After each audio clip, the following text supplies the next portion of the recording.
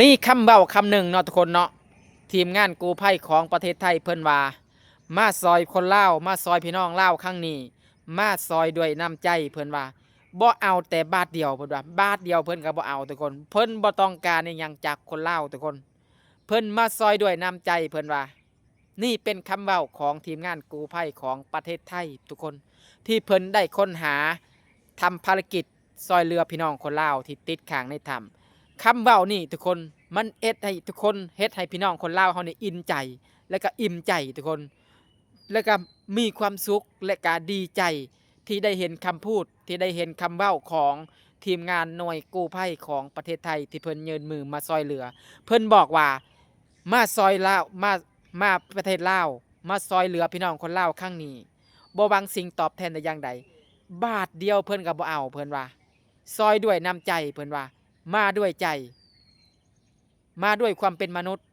ด้วยความที่ว่าเป็นพี่เป็นน้องทุกคนเบาวินได้พังคลิปและเบาวินได้พังเสียงของเพิ่นเว้าแหละรู้สึกว่าดีใจทุกคนและคิดเบิ่งมันจะมีจากคนมันจะมีจากประเทศที่เขาจริงใจกับเฮาที่เขาซื่อสัตย์กับเฮาที่เขา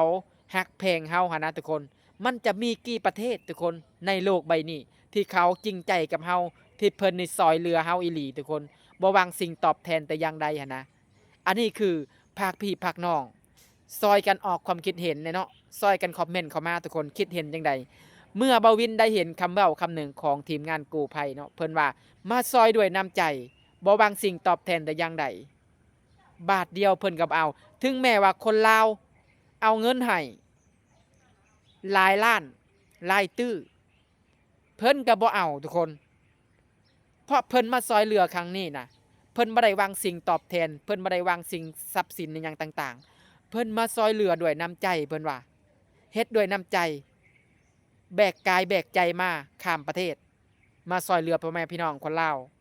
เฮ็ดด้วยน้ำใจทุกคนเฮ็ดด้วยน้ำใจถึงแม้ว่ามีคนลาวมาเอาเงินให้ต่อหน้าต่อตาเพิ่นก็บ่เอาทุกคนเพราะเพิ่นมาด้วยใจเพิ่นว่าบ่ได้หวังสิ่งตอบแทนบ่ได้หวังสิ่งเงินคำมาด้วยน้ำใจอีหลี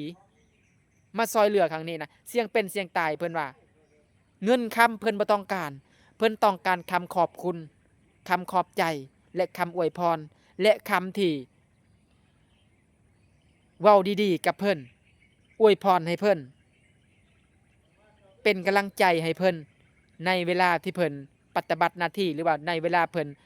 เฮ็ดเวียกเฮ็ดงานเป็นกำลังใจให้เพิ่นคำดีๆเพิ่นว่าบ่ต้องการเงินคำมันยังบ่ต้องการสมบัติอิหยังบ่ต้องการจากพี่น้องคนลาวต้องการหัวใจคนลาวที่ฮักและมีเกียรติและซื่อสัตย์กับเพิ่นเว้าดีเว้าม่วนกับเพิ่นตอนนี้ทุกคนเชื่อบ่ไทยกับลาวน่ะเป็นพี่น้องกันเต็มๆเลยเด้ทุกคนเกินร้อยแล้วทุกคนถ้าทุกคนบ่เชื่อเนาะทุกคนลองไปเบิ่งในโซเชียลตอนนี้นะเต็มด้วยพี่น้องไทยเต็มด้วยพี่น้องลาวมอบความอบอุ่นให้ทางเจ้าหน้าที่ทุกๆคนที่เพิ่นซอยเหลือเฮาครั้งนี้นั่นทุกคนสัมผัสทุกคนสังเกตเบิ่งบ่รอยยิ้มของเจ้าหน้าที่กู้ภัยแต่ละคนแต่ละท่านเพิ่นมีความสุขบ่ทุกคนเพิ่นมีความสุขได้บ่าววินคิดว่ามากกว่าเงินทองมากกว่าทรัพย์สินต่างๆอีกทุกคนน้ำใจคนลาวเขามอบให้คนไทยครั้งนี้นะถือว่า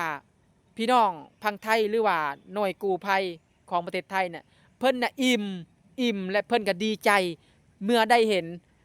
ความจริงใจจากคนลาวมอบให้มีแต่หัวใจมีแต่ดอกไม้มีแต่ความรู้สึกดีๆและความคิดฮอดทุกคนเชื่อบ่